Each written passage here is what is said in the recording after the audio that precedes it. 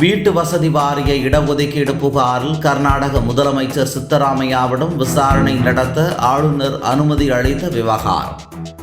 ஆளுநர் உத்தரவை எதிர்த்து உச்சநீதிமன்றத்தில் இன்று சித்தராமையா மனு தாக்கல்.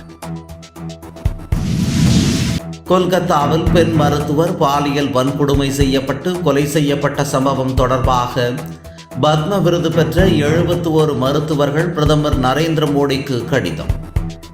இந்த வழக்கில் பிரதமர் நேரடியாக சிறப்பு கவனம் செலுத்தி சம்பந்தப்பட்ட குற்றவாளிகளை சட்டத்தின் முன் நிறுத்த வலியுறுத்தல்.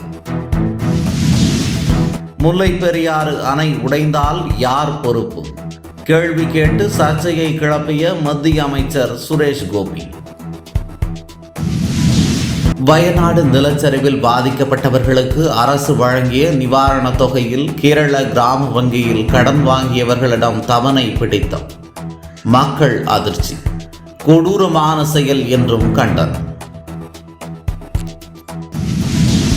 வங்கதேசத்தில் 27% இருந்த இந்துக்களின் எண்ணிக்கை 9% குறைந்துள்ளதாக மத்திய உள்துறை அமைச்சர் அமித்ஷா தகவல். கட்டாய மதமாற்றத்திற்கு ஆளாகும் பலர் இந்தியாவில் தஞ்சமடைய வருவதால் அவர்களுக்கு பிரதமர் மோடி அரசு உதவிடும் என்றும் உறுதி. கொரோனா காலத்தில் 5000 செயற்கைக்கோள்கள் ஏவப்பட்டதாக இஸ்ரோ முன்னாள் விஞ்ஞானி மயில்சாமி அண்ணாதுரை தகவல். கலவரம் வன்முறையால் பாதிக்கப்பட்ட வங்கதேசத்தில் அமைதி திரும்புகிறது.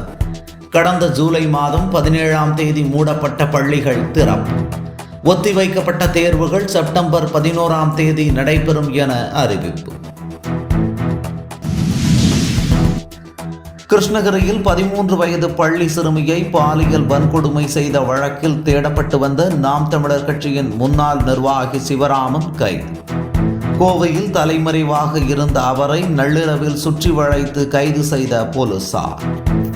என்றும் உங்களுடன் மை இந்தியா. முக்கிய செய்திகளை உடனுக்குடன் தெரிந்து கொள்ள சப்ஸ்கிரைப் பண்ணுங்க, பெல் பட்டனை பிரஸ் பண்ணுங்க.